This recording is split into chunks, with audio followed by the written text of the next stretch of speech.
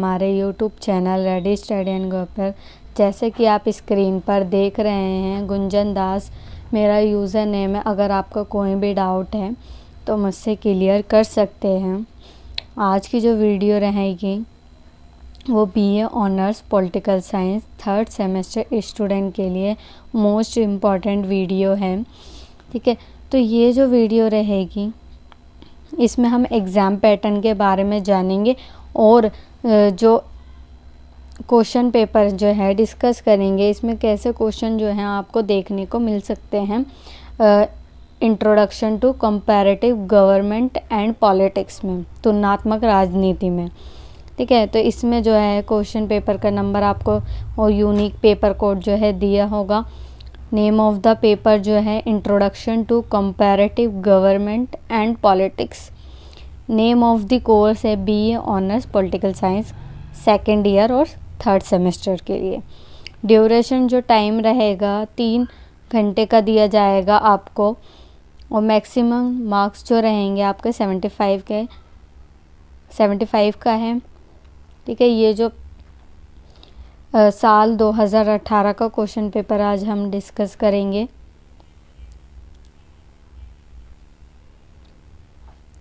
किन्हीं 4 प्रश्नों के उत्तर आपको देने हैं। सभी प्रश्नों के अंक जो हैं समान हैं। फर्स्ट क्वेश्चन है इसमें, तुलनात्मक राजनीति से आप क्या समझते हैं? इसकी प्रकृति एवं क्षेत्र का आलोचनात्मक परीक्षण कीजिए। ठीक है, इसमें आपको बताना है तुलनात्मक राजनीति क्या है और उसकी प्रकृति के, उसके नेचर के बारे में बताओगे आप, और इसके क्षेत्र यानी स्कोप के बारे में बताएंगे, इसके क्षेत्र क्या है। फिर इसकी आलोचना करोगे तुलनात्मक राजनीति की। तुलनात्मक राजनीति की जो होती है, एक देश के दूसरे देश के साथ जो है हम कंपैरिजन करते हैं, उसकी अर्थव्यवस्था के साथ करते हैं, उसके संविधान के साथ करते हैं। ठीक है, तो अनेक तौर पर जो है तुलना जो है हम करते हैं तुलनात्मक राजनीति में। अथवा में क्वेश्चन आ सकता है, यूरो केंद्रवाद से आप क्या समझते हैं? यह तुलनात्मक राजनीति के अध्ययन में कौन सी चुनौतियां उत्पन्न करता है? देखो, यूरो केंद्रवाद क्या है? इसमें जो है यूरोप के देश को जो है केंद्र में रखकर जो है यूरोप की सभ्यता को जो है ज़्यादा से ज़्यादा जो है प्रोत्साहन देता है। यूरोप कहता है कि हमारी सभ्यता जो है बहुत ज़्यादा अच्छी है। ठीक है, तो ये है यूरो केंद्रवाद। इसके अंतर्गत यूरोप के देशों के बारे में बताया कि हमारा औद्योगिक ढांचा बहुत ही बढ़िया है और अन्य देशों का नहीं है। और यूरोप के देश जो हैं वो बुद्धि से सोचते हैं। ठीक है, और जो दूसरे देश है जैसे एशिया का देश हो गया, अफ्रीका के देश हो गए, तो वो दिल मतलब कि मन से सोचते हैं। ठीक है, मन से सोचते हैं, वो दिमाग के तौर पर जो है चलते नहीं हैं। ठीक है, तो यूरो केंद्रवाद ये दर्शाता है। इसके बारे में फिर तुलनात्मक राजनीति के अध्ययन में इसकी क्या चुनौतियां हैं वो उसको आपको एक्सप्लेन करना पड़ेगा। दूसरा क्वेश्चन है, पूंजीवाद व्यवस्था के विभिन्न मॉडल क्या है? भूमंडलीकरण ने किस प्रकार पूंजीवाद को प्रभावित किया?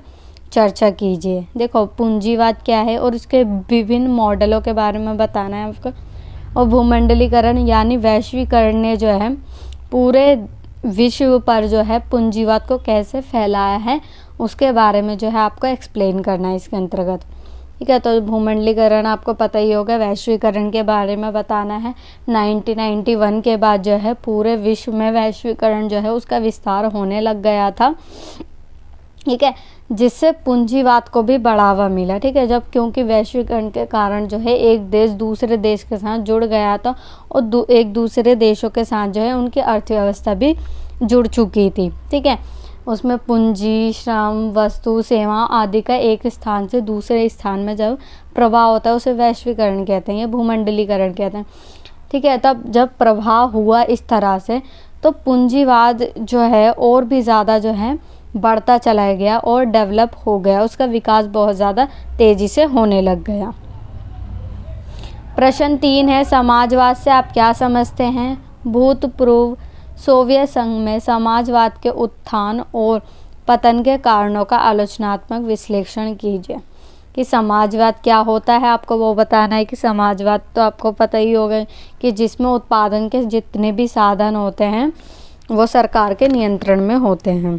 ठीक है, तो इसमें जो है सरकार की महत्वपूर्ण भूमिका जो है निभाई जाती है समाजवाद में।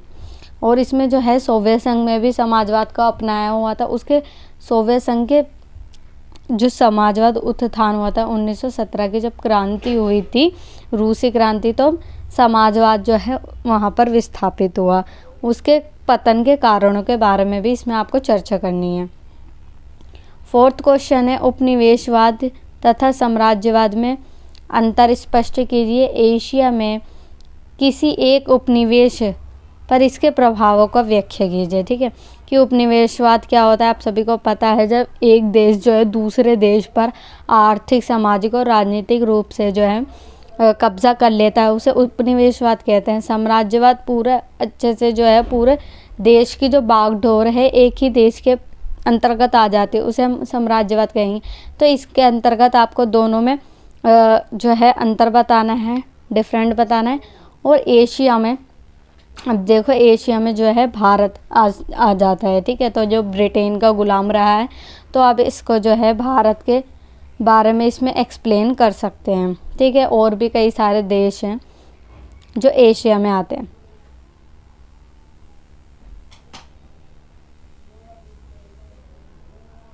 पांचवा क्वेश्चन है, क्या आप इस मत से सहमत है कि वैश्वीकरण ने चीन को समाजवाद से पूंजीवाद की तरफ बढ़ाने के लिए मजबूर कर दिया है? विवेचना कीजिए। ठीक है, कि जो है वैश्वीकरण तो पूरे विश्व में पूरा छा गया था और पूरा उसका विस्तार होने लग गया था, परंतु चीन में जो है समाजवाद को अपनाया हुआ था। क्या चीन भी जो है समाजवाद से पूंजीवाद की तरफ जा रहा है? तो इसके बारे में आपको बताना है कि चीन जो है पूंजीवाद की तरफ कैसे जा रहा है।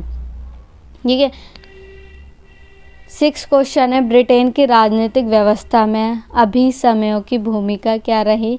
विवेचना की। देखिए ब्रिटेन के बारे में जो है उसकी राजनीतिक व्यवस्था के बारे में आपको इसमें बताना है। 7वां क्वेश्चन है, नव उदारवादी शक्तियों ने ब्राज़ील की राजनीतिक अर्थव्यवस्था को किस प्रकार प्रभावित किया? कि जो नव उदारवादी शक्तियाँ हैं, ठीक है, इनडायरेक्टली रूप से जो है कंपनियाँ एक देश को नियंत्रण कर लेती हैं, तो उसकी राजनीतिक अर्थव्यवस्था पर क्या प्रभाव पड़ा उसके बारे में आपको आंसर देना है। प्रश्न नंबर 8 है, निम्नलिखित में से कहीं 2 पर संक्षिप्त टिप्पणी लिखिए। 2 पर जो है आपको टिप्पणी लिखनी है। ठीक है, इसमें आपको 2 नोट लिखने हैं। ठीक है, 2 आपको कोई से भी लिख सकते हैं। का पॉइंट है नव उपनिवेशवाद। ठीक है, नव उपनिवेशवाद के बारे में बताना है। खा पॉइंट है ब्राज़ील में लोकतांत्रिक परिवर्तन। ब्राज़ील में जो है लोकतंत्र का जो परिवर्तन हुआ था उसके बारे में बताना है। गा पॉइंट है नाइजीरिया में संघवाद। और घा है ब्रिटेन की दलीय व्यवस्था। इसमें से आपको 4 ऑप्शन दिए जाएंगे, उसमें से 2 जो है आपको करना होगा।